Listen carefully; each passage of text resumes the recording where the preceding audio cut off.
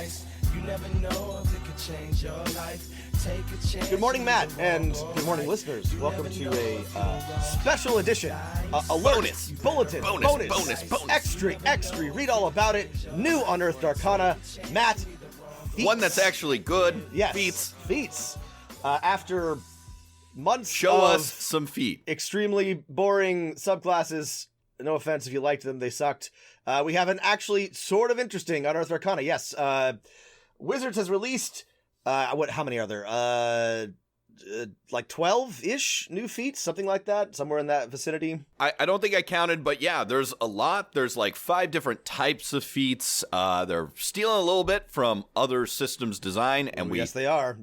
We love to see it. First, I want to ask you, Rob, like, what is it about feet with some people? It's not my thing, but, you know, there's Some whole people wikis devoted just really to love a feat. They just like really get excited about seeing a new feat, maybe even a new option, a pair of feats that could be chosen between.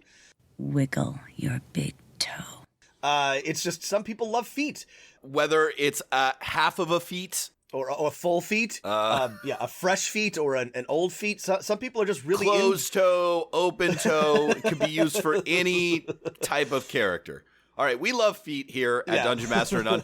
Let's get into these. Do you want to go in order? I think it might be helpful to go in order of categories, because at least in my you've grouped these Dungeon Master opinion, there are some groupings. No, you've grouped these, and I agree with your grouping. So let's do these by type. Let's start with the most poorly named feats, the ones I would call the weapon feats. Yes. So these are Crusher, Piercer, and Slasher, things I just don't want to write on my character sheet just because of the name. These are good names for the members of your rollerball team. These are not good names for feats. But you're going down in the final match permanently. They tell you, I guess. Why is this a sport? This seems not safe at all. They don't even know about CTE, and it's not safe. These describe what they are, but they don't really tell you. I would not like to write this on. Like slashing weapon master would be. I know.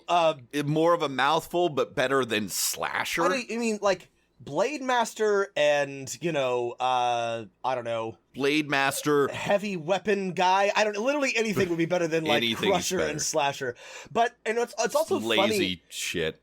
It's also funny because again, Crusher sounds like something that you would like get as a nickname if you were like a 400-pound offensive lineman in college or something, but like it's actually the most tactical of these feats, and I kind of love it. So let's talk about what these three are. So all 3 of these are half feats. You can get a boost to strength or dexterity. They only apply to a specific type of weapon, and they both have an effect that can happen once per turn and when you score a critical hit. Right? We've talked about them before. Things that add a bonus when you do a critical hit in 5e are, for the most part, there's really no way to get critical hits consistently. So it's not they bad, kind of suck. But this actually, here's a hot take, a spicy take. I think these actually like boost the value of the champion fighter, the most boring and least just like. I don't even, I think numerically it's probably pretty good, but I don't know why you would ever pick it unless you couldn't think of anything else. But it's one of the few ways to get an increased critical hit chance, and I think having these feats actually makes that a little bit more valuable. Yeah. So Crusher, as Rob has pointed out, is the most tactical feat because once per turn you can move a creature that is not too much bigger than you 5 feet. So you can, push them back, move them into a flanking position if you use those optional rules, something like that. And those of us who have played in other editions are familiar with this type of, tactical movement, but this is extremely... 4th edition especially. Extremely rare in 5th edition, if it exists at all, I think. There are cantrips and first-level spells that do this for days. That can do this, but... imagine being able to push someone back with your weapon. I know. I don't think that's a thing a weapon can no, do. you can't do that. That should be reserved for magic. No, and again, I'm going to not go too far into this, but I like this. This is so much fun. This is what I love about playing a martial class, is feeling like, you are doing tactics or affecting the battlefield. And 5th edition scaled that way back. And yes, you used to sometimes have to do some serious system mastery and feat investment in 3.5, especially to get there. But you used to be able to do some really cool battlefield management, zone of control stuff. And I thought that was a lot of fun from like a tactical combat standpoint. So I'm a big fan of Crusher. I will tell you, I'm cranky that it came 5 years into the life of 5th edition. I don't know why they were sitting on this shit for so long. Very simple to add this to the game. Yeah. Well, I mean, okay, not to get too distracted from the feats on hand, but we have to remember that feats were sort of an integral part of one of the iterations of the D&D Next playtest, and then they removed them entirely, and then they made them part of what they are now, which is kind of optional side rules. Still specifically that don't really work with the rest of the game. Rule, which is just bonkers. I guess we should talk about feats in general at the end, because I have some thoughts. Okay, all right. I'll save the rest till the end. No. So sorry. Let's quickly cover like what the rest of them are. Yeah. Okay. So. Sorry. What the thing that Crusher gives you for a critical hit is you get advantage against that creature until the end of your next turn. Again, this is very tactical. Everyone. Yeah. Everyone. Oh, everyone does. That's very cool. It's probably my favorite of these. Incredibly tactical. I can already see myself making, like, honestly, I would make like a staff master that does this, right? Like somebody who fights with with a quarterstaff and controls the battlefield. This is super cool. And then there's Piercer, which is a raw damage buff on your once per turn option. And again, another raw damage buff on your raw. So you this like one raw, yeah. This one sucks. This one's very boring. It is a lot of damage. It's obvious. Like, this is really, really good if you are just a flat archer that wants to do as much damage as humanly possible. Which is cool. Kind of boring, though. It is very boring. Slasher, the once per turn benefit lets you reduce a creature's movement speed, which sounds cool, but I have the feeling will be much, much less useful than being able to push a target around. This already exists in the form of, what's that cantrip? Ray of Frost, Rob. Which nobody ever uses, and it never comes in handy. use Ray of Frost. I don't think I've ever used the reduced movement part of it, I guess. It's like, even after the hit, I don't think it's ever made a difference. But it's cool in theory. In theory, it's cool. Same with this one. The critical hit bonus is basically you can give a target disadvantage when you crit it, which is great. That's fine. Good. Yeah. Now, the question I want to ask about these 3 weapon feats. On the one hand, they distinguish between the weapon damage types, which, I've heard people complain, well, what's the difference between a longsword and a battle axe or whatever? And the answer is really none, right? What's the difference between a rapier and a short sword or whatever? None. But at the same time, if you're like, man, I want to play a tactical fighter, but I want to use a spear or, a longsword, well, you're better off using a staff, a club, or I guess there's not mauls in the game anymore. But do you think it's good to differentiate the damage types, or do you think it's restricting that you're forcing players to pick a weapon based on this feat? I think it's good. And I've always felt this way. I like to build interesting tactical martial characters with, who are dedicated to a certain type or class of weapon. And one thing that always bothered me about 5th edition is that it didn't really seem to matter what you were using, which is a minor complaint. But I think that this allows for a little bit more build diversity. The problem with previous editions and with this sort of thing in general is when one option becomes clearly optimal, and then you get a bunch of power gamers choosing it, which I think people overreact to. I think both designers and players put too much emphasis on what a small minority of power gamers are doing, and then they're like, whoa, we can't have these cool options because some people are going to show up to the Adventurers League table and ruin everyone else's fun. I think as long as you're not like obviously breaking the game, it is good to allow people to specialize. Specialization in terms of game mechanics is a boon and a companion to character creation and character play, not an inhibitor, in my opinion. This is what's this called? stone something's paradox, or you know what I'm talking about? Never mind. Not at all, Rob. I have no idea. The Hang stone on. paradox makes a lot of sense to me. Stones are really weird. But I will add some nuance to this point. I completely agree with you, right? Game designers find like one thing that's like, you know, slightly better that everyone on like some forum talks about. But Rob, there are things that are like so optimal that everyone recognizes them, which is like the fact that feats are in general for 90% of characters not useful at all in the time most people play the game from 1st through 10th level. There is, except for 1 or 2 specific character things, there's no reason why you should ever take a feat before 8th level. There's no reason why you should ever take a feat that's not a half feat before 12th level, because you need to have a 20 in at least one ability score for every character class in the game. There's no reason not to have it because it's just so helpful.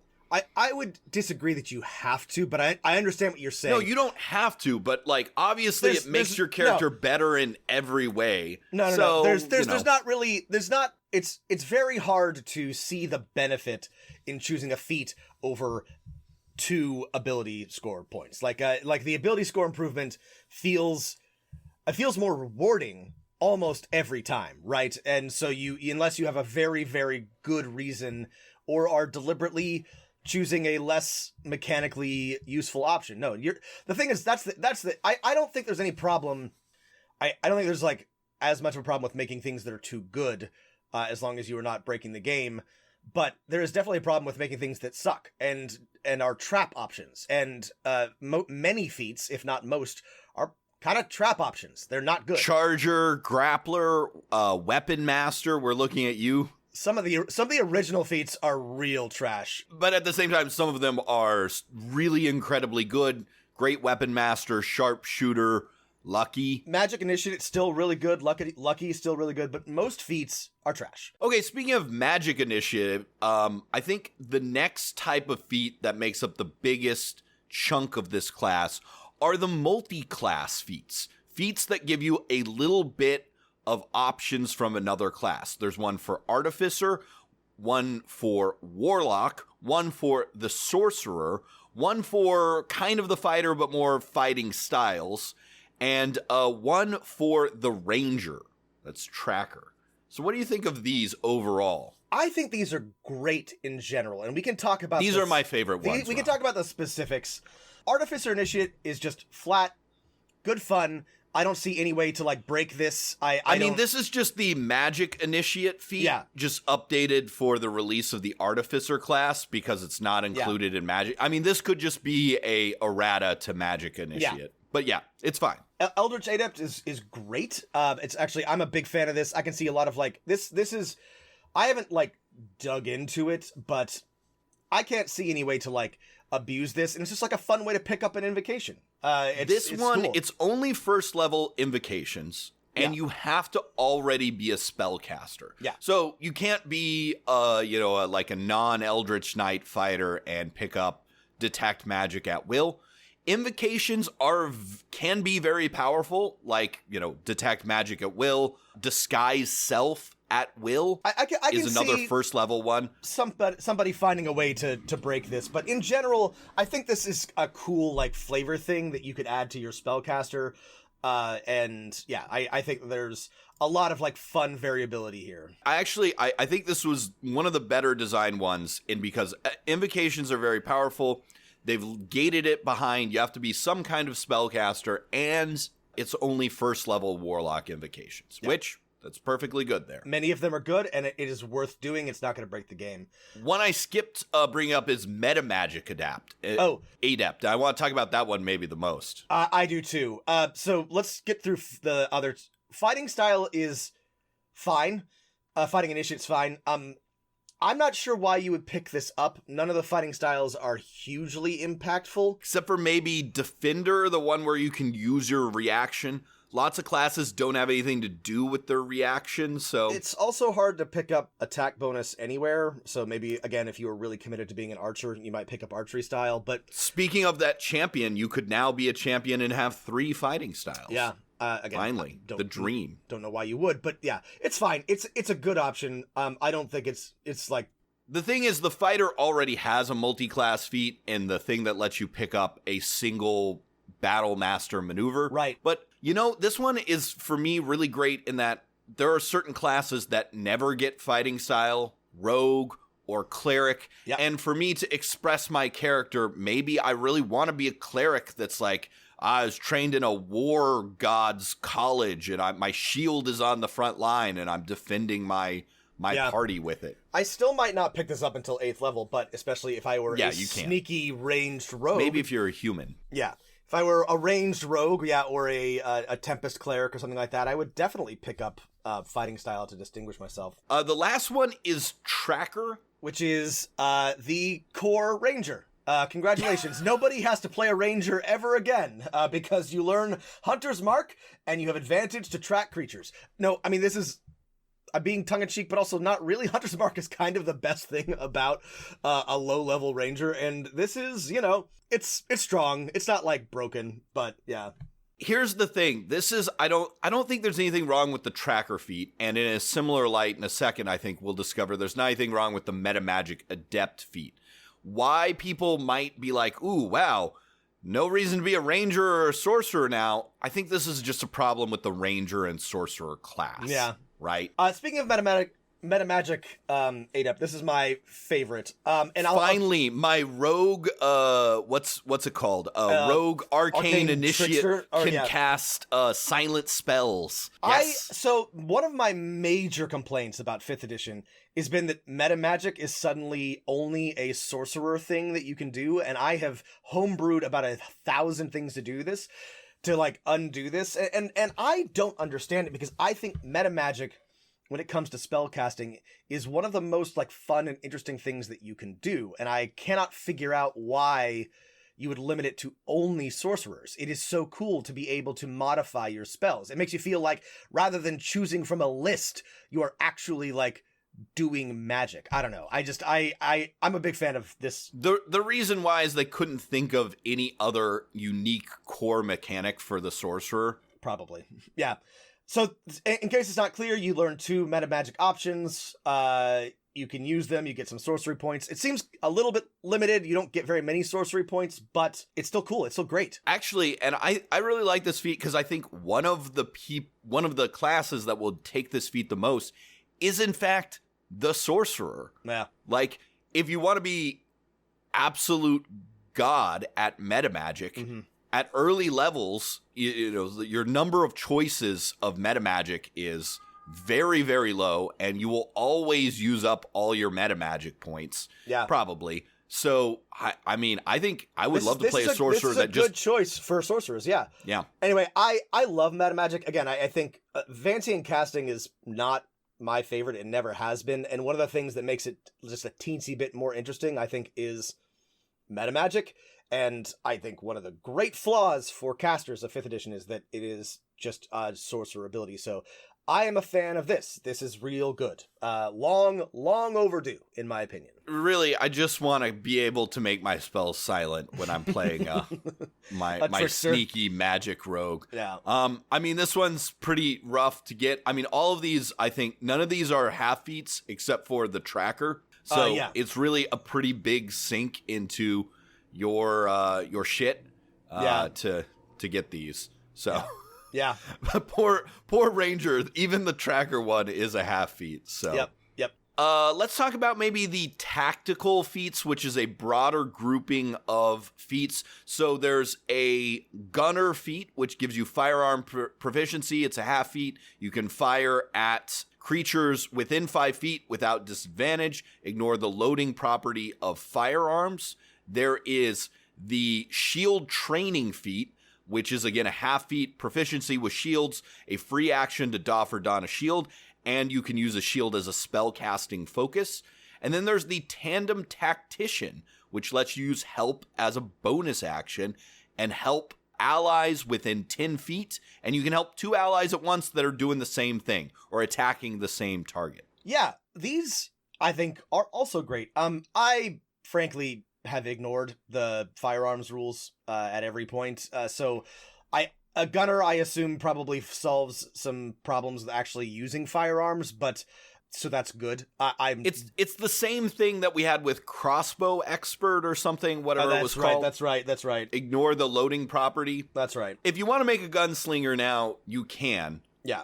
And if you're playing in a campaign where the Dungeon Master is already giving everyone or most characters firearm proficiency, the proficiency bonus is not the other things in the feat are enough. Like, if you're even like a vaguely competent DM and you had a player that wanted to use firearms, you already probably homebrewed this because it's quite obvious how you would fix firearms. But, I guess it's good that it is now printed and will maybe end up in a official book so you could use it in Adventures League or stop arguing with your DM or something. I don't know. This does matter, but also, like, this is a problem that didn't need to exist because you could easily fix it with a homebrew, which you shouldn't have to do, but, And if you're one of those people being like, how can you load a firearm as part of an attack action? Let me just remind you that you can't do that with a crossbow either. They take minutes to load. Same as firearms. We're in a world where magic exists. We imagine people have used magic spells and supernatural techniques to design more advanced versions of Renaissance era firearms and crossbows. Just use your imagination. I like shield training a lot because it is a way for people to pick up shields without dipping, and you can use your shield as a spellcasting focus. You can doff or don it as a free action. This is great. This doesn't break anything, but it allows for people to do things that they wanted to do for fun without having to bend themselves into a pretzel over the rules. It's the name, I think, is a little deceptive in that if you're like a fighter, barbarian, even really a cleric type, you might be better off going for something like Shield Master from the original rules, because there's nothing really in combat you can do. This is a shields for spellcaster feat, this is good for maybe like a College of Swords bard or a muscle wizard or a dragon sorcerer that wants to do like some like up close combat. This is not something you would pick up. This is shields for casters basically, which is good, which is valuable. There's also Tandem Tactician, which is again expanding the help action. It's basically a similar effect to what the Mastermind Rogue gets. It basically steals the Mastermind Rogue's like main thing, and I think we have to acknowledge the range is much less, right? That is the main difference. It is 10 feet versus 30 feet for the Mastermind Rogue. I guess that's true. Still, one, I think that it stacks and with the Mastermind Rogue if you really, really want to invest in this. And two, I think we have to admit you could use it at 40 feet. I think we have to admit that nobody plays the Mastermind Rogue, so it's probably not a big deal. It's given me some ideas for other things to do for our Warlord class. Same with, honestly, the Slasher, Crusher, and Piercer feats. Feel like I needed permission to add these types well, that's the thing. If you've been listening to our own homebrew, we have been very careful about how to not overstep, right? What Wizards has already like set as a baseline. And so we were very careful when clearly we didn't need to be, or didn't need to be as careful. The true triumph of a lot of these feats, the Crusher, Piercer, Slasher feats, the Tandem Tactician feats, is that they've added things that are not overpowered, that you can still do every turn, and don't rely on something like having a pool of dice or points. There's nothing wrong with those things, but you can add interesting things to the game without adding some new pool for your players to keep track of. The last grouping of feats are tool feats, and these are Chef, Poisoner, and Practiced Expert.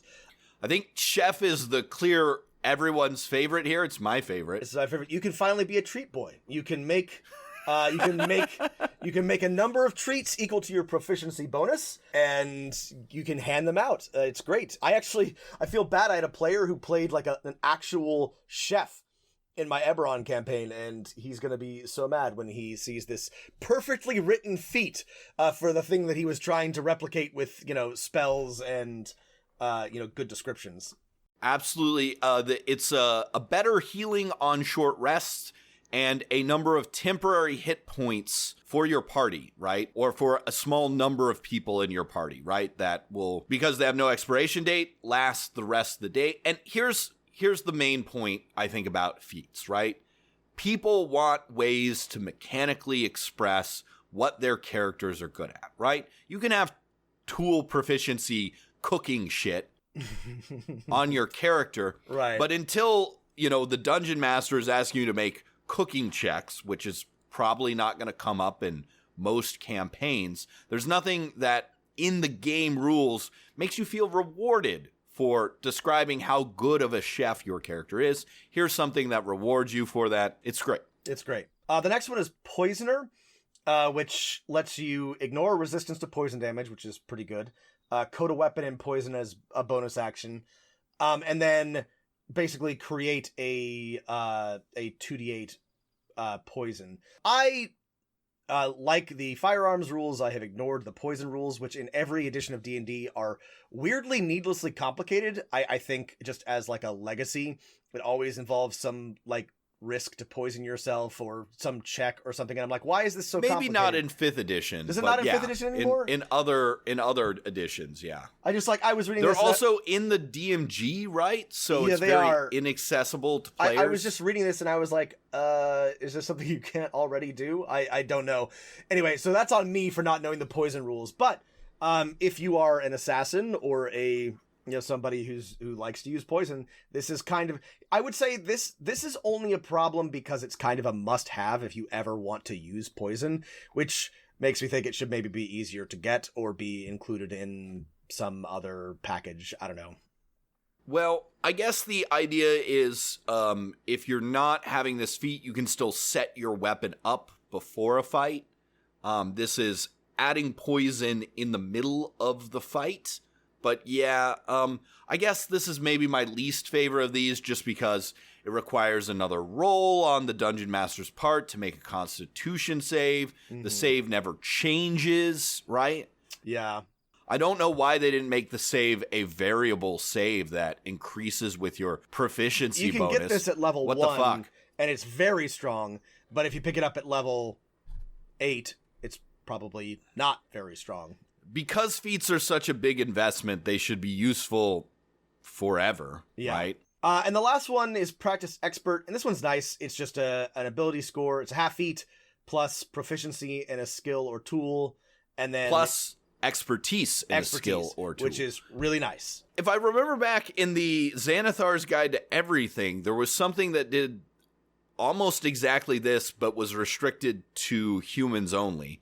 So yeah, humans get a huge buff because they're the only ones, rules is written, who can take a feat at first level. Mm-hmm. But it's also the same thing humans get. Yeah. Sorry, humans. Sorry, yeah. Should have had pointy ears. So, yeah. Last but not least, Fey and Shadow Touched. These are good. These are both half feats that give you a spell and a cantrip, right? Or no, let's see. Fey Touch gives you Misty Step, which is pretty cool. Right.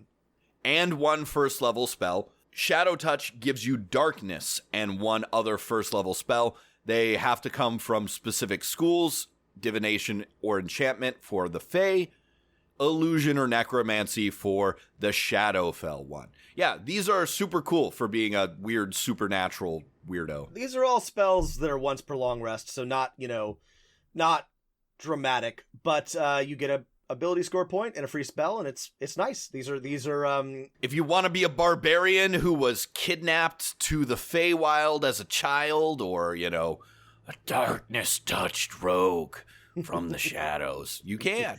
You finally can be without much character investment. So let's talk briefly about feats. So you pointed out to me, and Alex Klippinger pointed out to me, and there's some issues with this data, but the most popular classes are the ones that get additional like feats or ability score improvements. And I think that it is safe to say that people like to be able to diversify their characters, and that feats are a good way to do that. People like getting feats. Right. The top, I think it's 4 of the top 5 classes, according to some sketchy data from D&D Beyond, are Barbarian, Rogue, Fighter, and Warlock. 3 of those get extra ability score improvements, aka feats, and the Warlock just has infinite customization. Yeah. People like customizing their characters.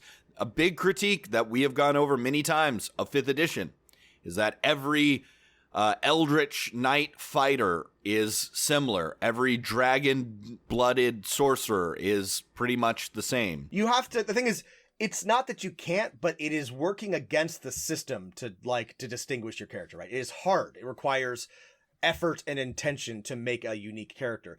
Other systems, you basically just fall ass backwards into it, which is what you should do, right? You should come up with an idea and then, create a character and it should be distinct. But if you just sit down and create a champion fighter in 5th edition, it's going to look a lot like your friend's champion fighter unless you've put effort into making it not so. And some people are going to be like, Oberyn Martell's a human fighter, and so is Han Solo or something like that. They're completely different characters, right? There's more to, building an interesting character than just mechanics. And yeah, you're absolutely right. But you know what helps people build unique and interesting characters is more interesting mechanics. Well, and also that's true, but Han Solo and Oberyn Martell in combat, which is at worst 50% of most D&D games, are going to spend a lot of time rolling the same attack bonus and the same D8 damage die.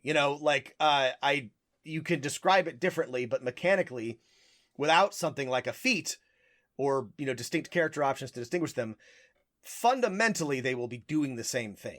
And again, I agree, there are ways around this, and this is a diminishment of how it works, but there are ways to make mechanics should work, with the game, right? We've talked about this a lot, and the mechanics of 5th edition do not allow for a lot of character diversity, and feats help. They do help. I suppose Han Solo's probably a rogue, but you get our point. Yeah. Han Solo's a bit like Batman. You can build him any way you like.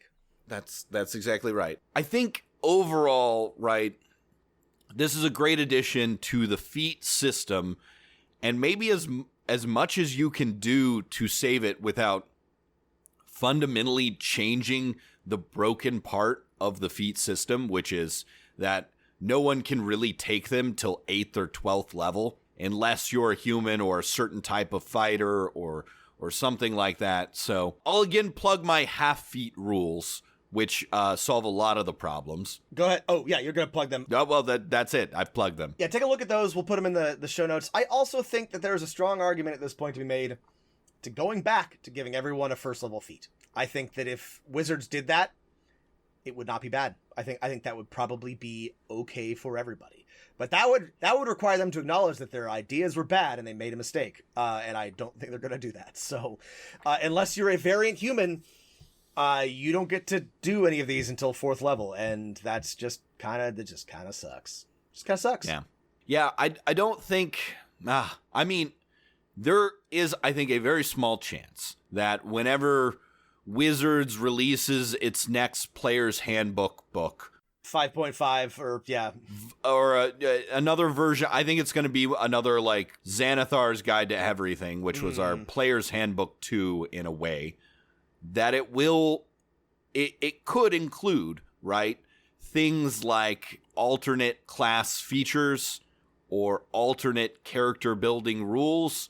I think that's unlikely, but if it does, that would be, I think, the best thing Wizards could do to keep players who are interested in having fun and unique mechanics for their characters around in their game. So, I hope this was helpful. Sorry we were a little late. Lots been going on. Feats. Check out the half feat rules. Let us know what you think of what homebrewing you've done. If you've got any cool feats, we'll definitely share them. Yeah. Send us your feats. Yeah, send us your feats. Send us feat pics, please. Feat pics, please. All right, everybody. Have a good week. And keep rolling them dice. I can't remember ever feeling this bad under 15 feet of pure white snow. Where's my nurse? I need some healing. I've been paralyzed by this lack of feeling. I can't even find anything worth stealing under 50 feet.